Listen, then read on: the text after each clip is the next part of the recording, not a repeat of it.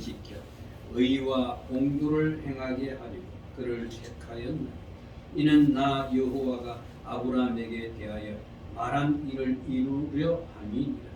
여호와께서 또 이르시되 소돔과 고모라에 대한 부르짖음이 크고 그 죄악이 심히 무거우니 내가 이제 내려가서 그 모든 행한 것이 과연 내게 들린 부르짖음과 같은지 그렇지 않은지 내가 보고 알려 하노라. 아멘.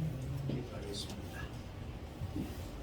하나님께서 아브라함을 택하사 그로 하나님이 하시고자 하는 일을 말씀하십니다.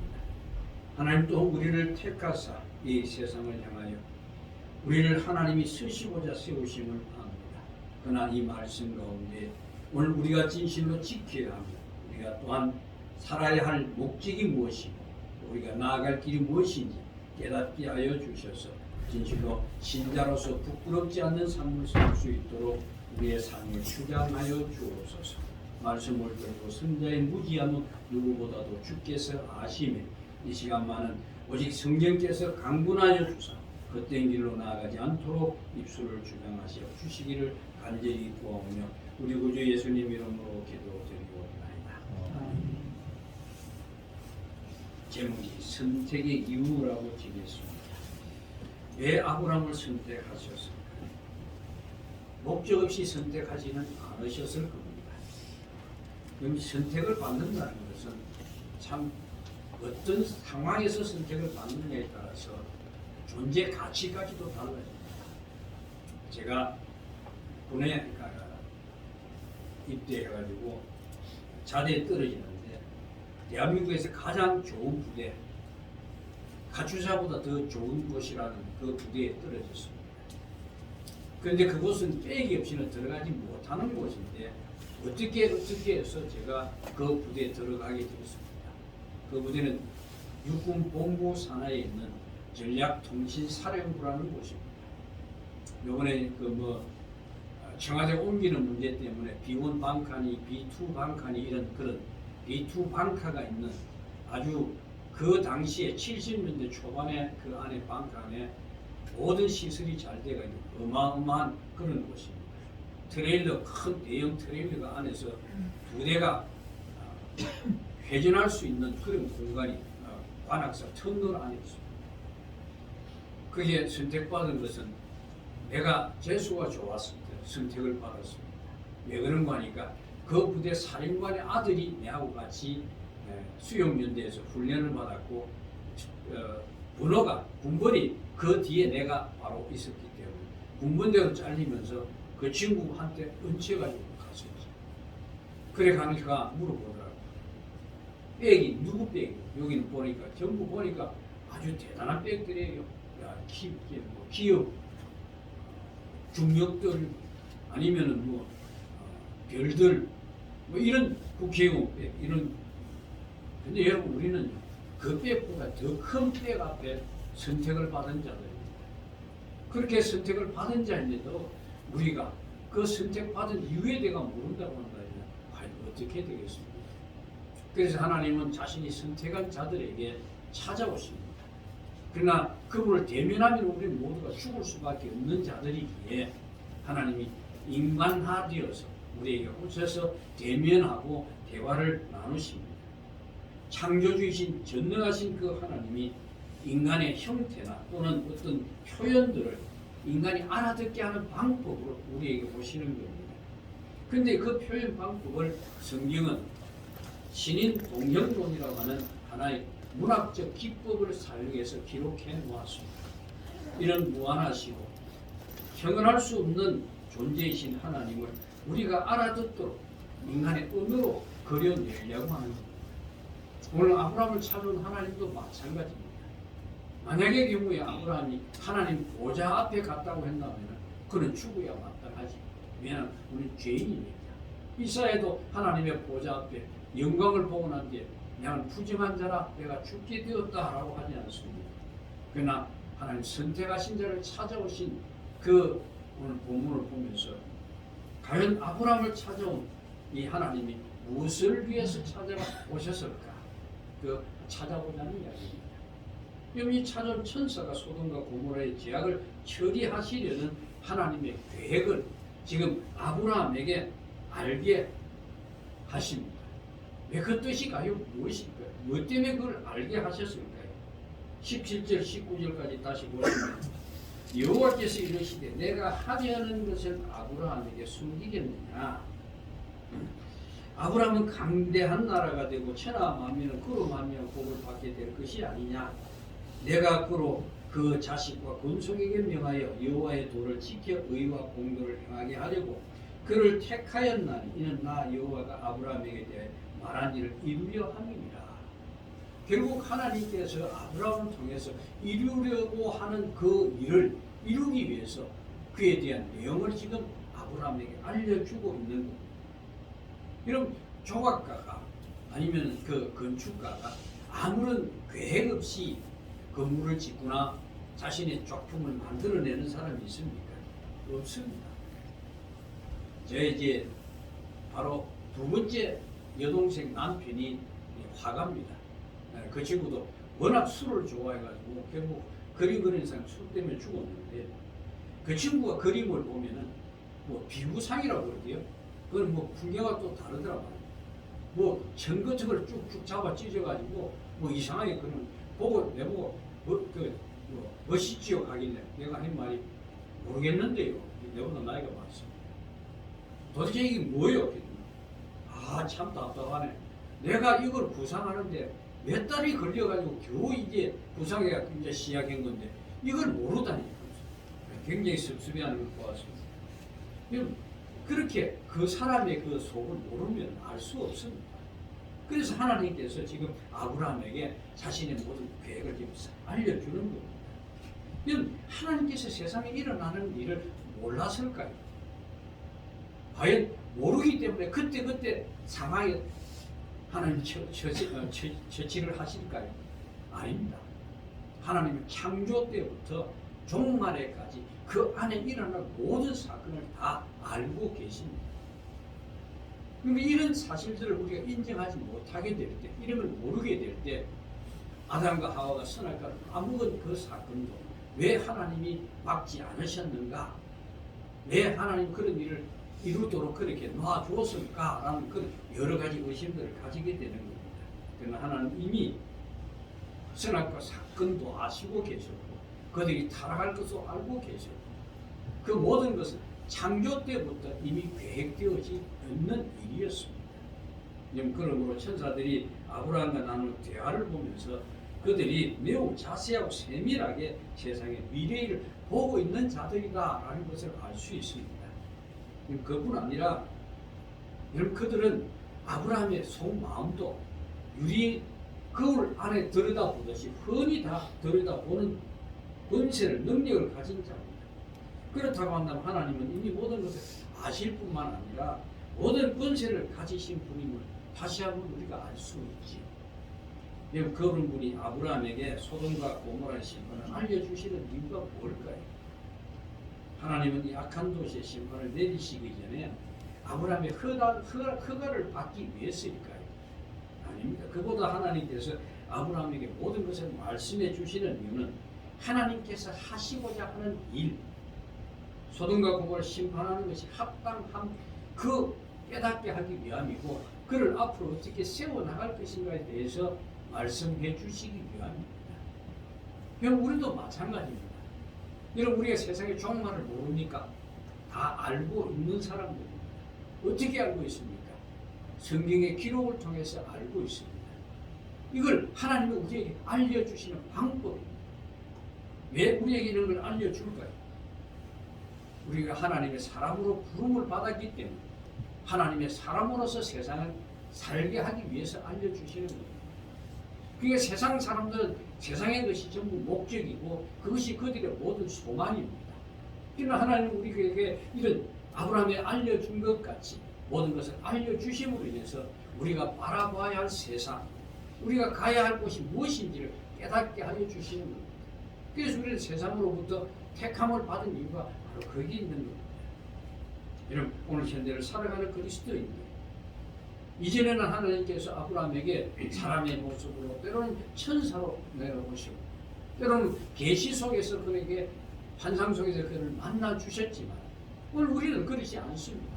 물론 때에 따라서는 하나님이 하신 그런 방법을 택하실 때도 있습니다만, 그러나 그보다는 우리에게 계시의 완성이신 성경이 우리에게 주어졌고, 그 성경 속에서 우리에게 깨닫게 하시고, 그걸 깨닫게 하시기 위해서 성령이 우리 안에 내주하고 계시는 겁니다.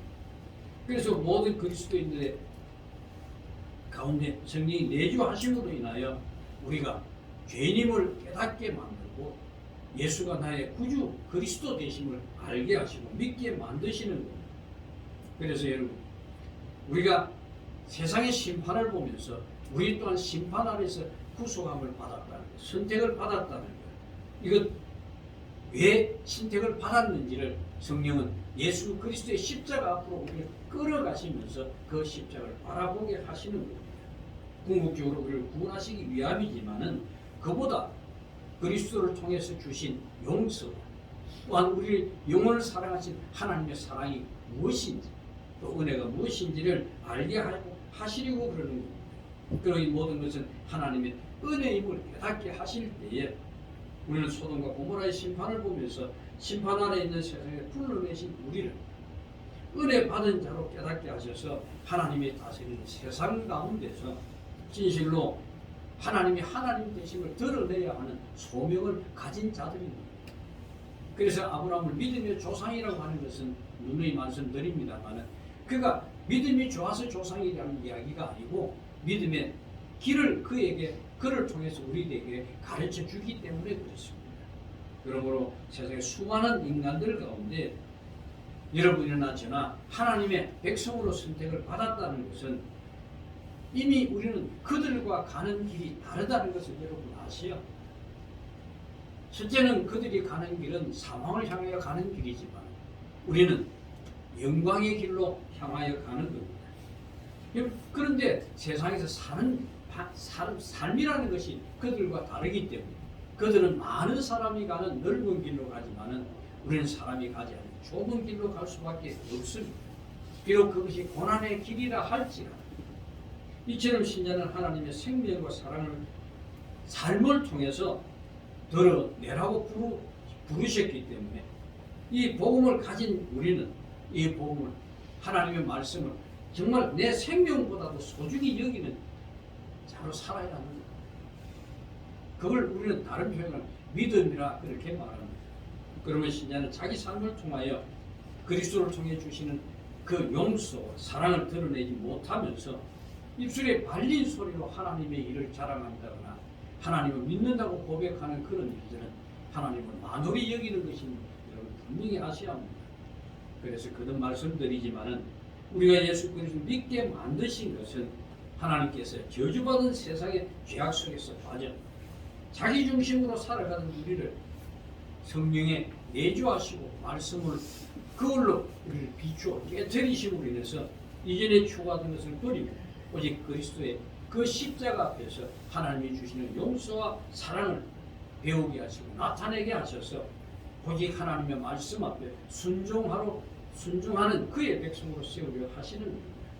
그런데 그 신자에게 세상 일은 그렇게 만만치 않지요.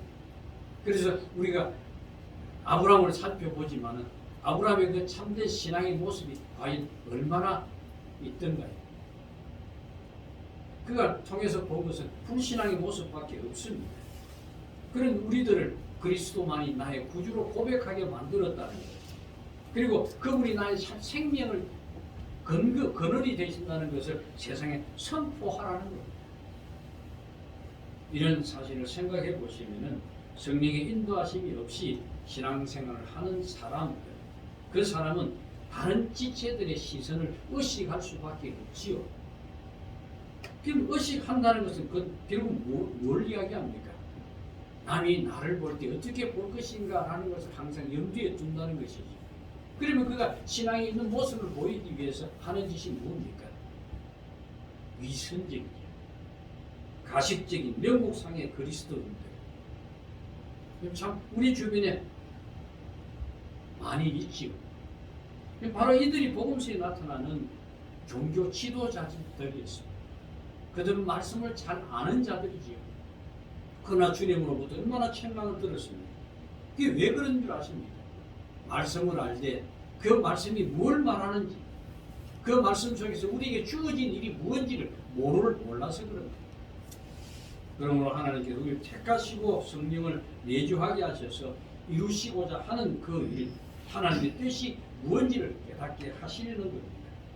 이런 사실을 생각하시면서 19절을 다시 한번 보시면은 내가 그로 그 자식과 건속에게 명하여 여호와의 도를 지켜 의와 공도를 행하게 하려고 그를 택하였나니 이는 나 여호와가 아브라함에게 대하여 말한 일을 이루려 함이니라.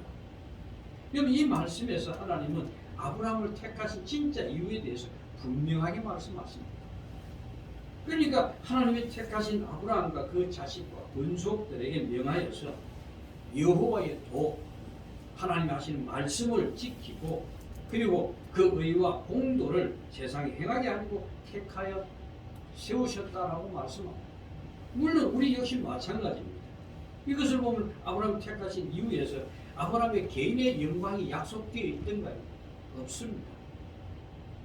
오직 그는 하나님의 하실 일을 위해서 택함을 입은 것밖에 없습니다. 그런데 오늘 신자들은 자신을 영화롭게 해주기를 기대합니다.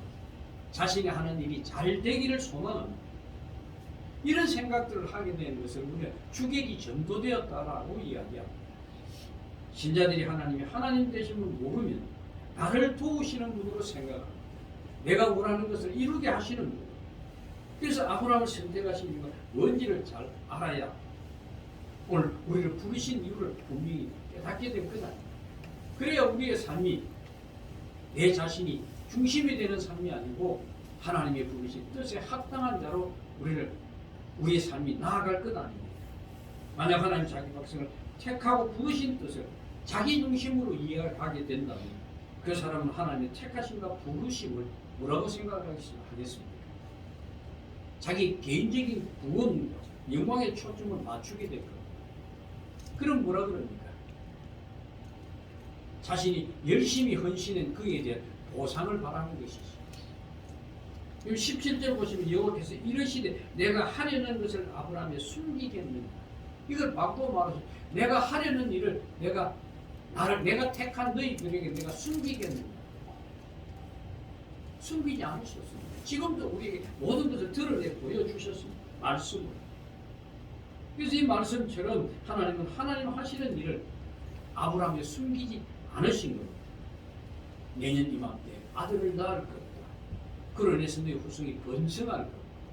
소돔과 고모라가 망할 것이다. 또한 아브라함 강대한 나라가 될 것까지 모든 것을 이야기하셨습니다. 왜처럼 하나님이 하시려는 일을 모두 알려주시는 걸까요? 알려주지 않으면서 나중에 아들을 낳으면 더 기쁠 것입니다. 모르는 상태에서 강대한 나라가 되면 더 기쁠 것입니다. 왜 그렇게 알려주실까요? 그리고 소돔과 고모라 심판, 아브라함을 알려줄 필요가 있습니까? 그냥 천사 보내서 심판하시면 될 일입니다. 사실 이런 일들에 대해서 아브라함 전혀 알지 못하고 생각지도 않은 상태에서 모든 것이 이루어진다고 한다면 하나님 왜 그러시는지 이유를 모를 것이고, 이유를 모르면 자신이 선택을 받은 이유를 또한 모를 거다. 오늘 세상의 심판에 대해서 우리가 누누이 복음서에서 말씀하고 있고 계시록에서 이야기하고 이유는 하는 것 아닙니까? 우리가 아브라함같이 살기를 원하시기 때문에 그렇습니다. 아브라함도 처음부터 하나님을 의지하고 사는 자는 아닙니다. 많은 과정을 겪으면서 그가 신앙의 길을 가게 된 것이죠. 그래, 이 모든 이미리 알려주고 그를 훈련시켜 나가시는 것은 그를 결국은 하나님의 사람으로 세우기 위함입니다. 그런 이유로 해서 아브라함이 이 하나님의 일에 해야 할 일이 있을까요? 그가 협조할 일이 있습니까? 없습니다. 아브라함과 하나님께서 언약을 맺으실 때 그 재물 가운데로 지나가셨을 때 아브라함이 한 것은 뭡니까? 자기도 뒤따라갔습니까? 아닙니다. 자신은 구경한 것밖에 없습니다. 도리어 하나님 보면 죽을까봐 바에게 숨겨주셨습니다. 뭘 한 것이 있습니까? 그가 한 것은 횃불이 지나간 것, 그거 본 것밖에 없습니다. 하나님의 언약을 이루실 때도 마찬가지입니다. 우리는 구경꾼에 불과합니다. 하나님이 하신 분.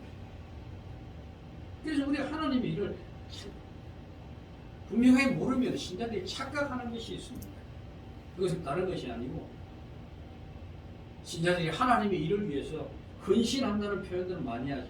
그게 뭡니까? 자신이 뭔가 해야 할 일이 있다고 생각하기 때문에 헌신이라는 단어를 씁니다. 저는 헌신이라는 단어를 싫어합니다. 왜냐하면 우리는 헌신되는 것이 없습니다. 오직 하나님 앞에 충성되이 봉사할 뿐입니다. 헌신이라는 건 세상 사람들이 뭔가 자신이 헌신함으로 인해서 그 상대방에게 덕이 되게 하기 위해서 그렇죠. 그러니까 우리는 그렇지 않습니다.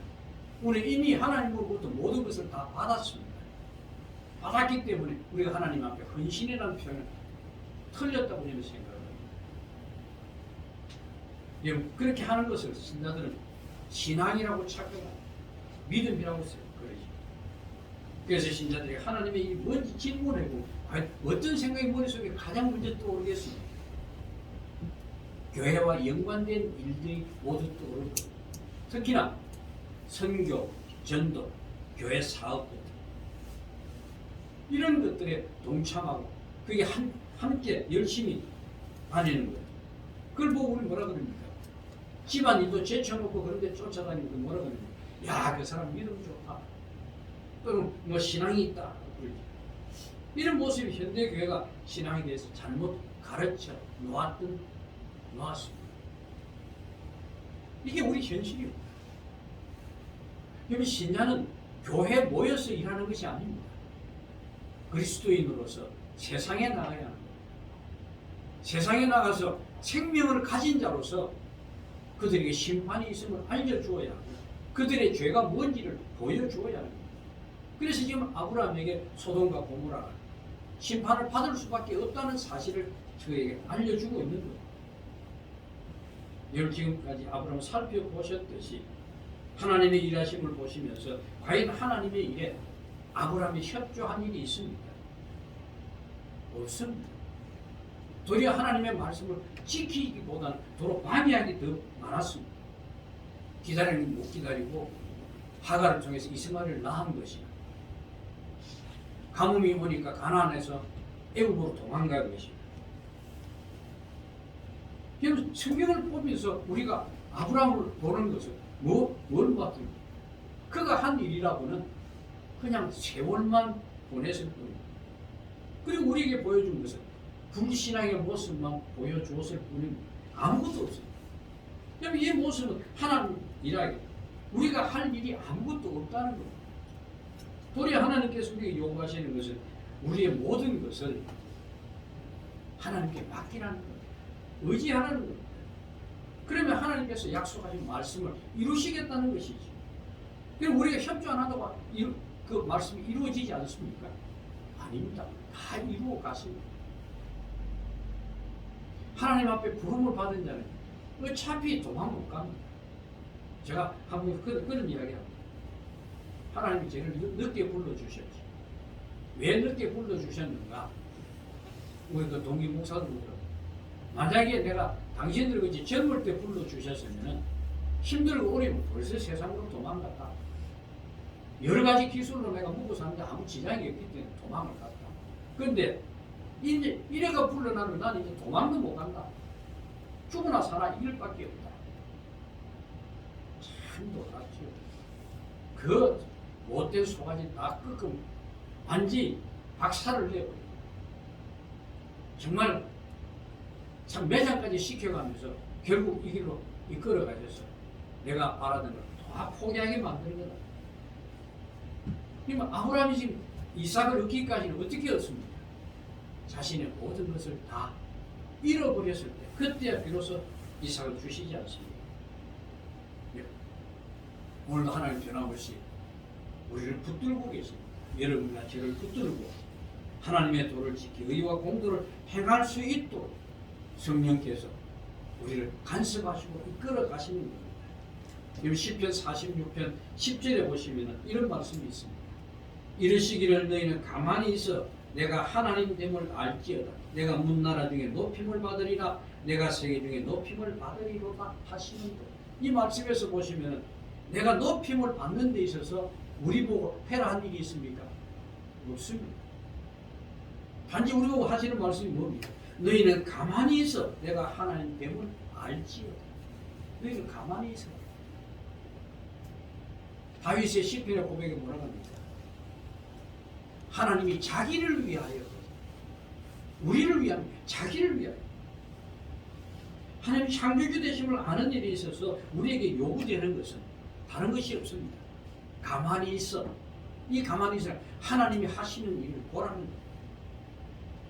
이건 우리가 다 알고 있는 신앙의 모습에서 많이 벗어난 것이죠. 우리 열심히 해야 합니다. 열심히 헌신하고 열심히 봉사하고 교회에 동참하고 심지어 가정을 뒤로 제쳐놓고 교회를 우선으로 해야 돼요. 그래서 하는 이야기가 뭡니까? 교회 중심으로 살아야 합니다. 아니요, 하나님 중심으로 살아야 합니다. 예수 그리스도만이 나의 생명됨을 붙들고 살아야 하는 거예요. 그러려면 어떻게 해야 할까요?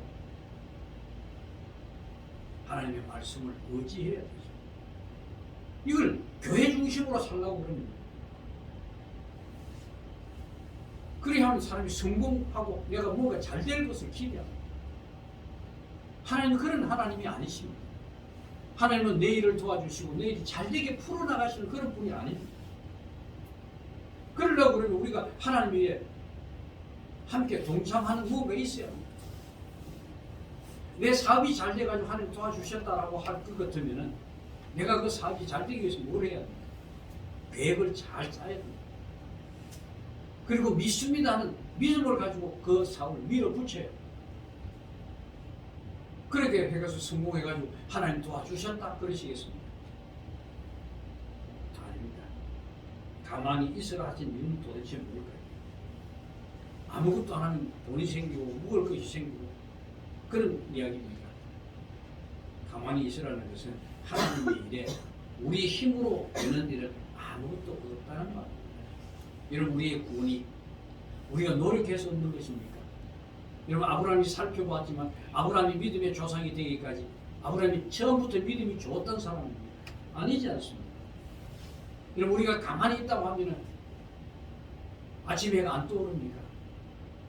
가만히 있으면 연초에 저 간질 곳에 해가 떠오르지 않고 우리가 뭔가 움직여야 해가 떠오릅니까? 그러지 않습니다. 우리가 지구가 뺑뺑 도는 건 우리가 열심히 돌려서 그렇습니까? 아니지 않습니다. 세상의 모든 일은 우리가 관여하는 일은 전혀 없습니다. 꼭 무엇과 같은 거 하면은 여기서 기차를 타고 서울을 갑니다. 기차 안에서 우리가 활동하는 그것이 우리 움직이는 세상의 전부입니다. 그러나 이 몸뚱이 것은 처음부터 그 표를 끊은 대로 서울을 향해 달려가고 있습니다. 우리의 구원이 마찬가지. 우리가 세상 사는 것이 기차 통 안에 들은 그 안에 활동하는 그 범위밖에 되지 않는 겁니다. 세상의 모든 것을 주관하시는 분 하나님이시라고 해요.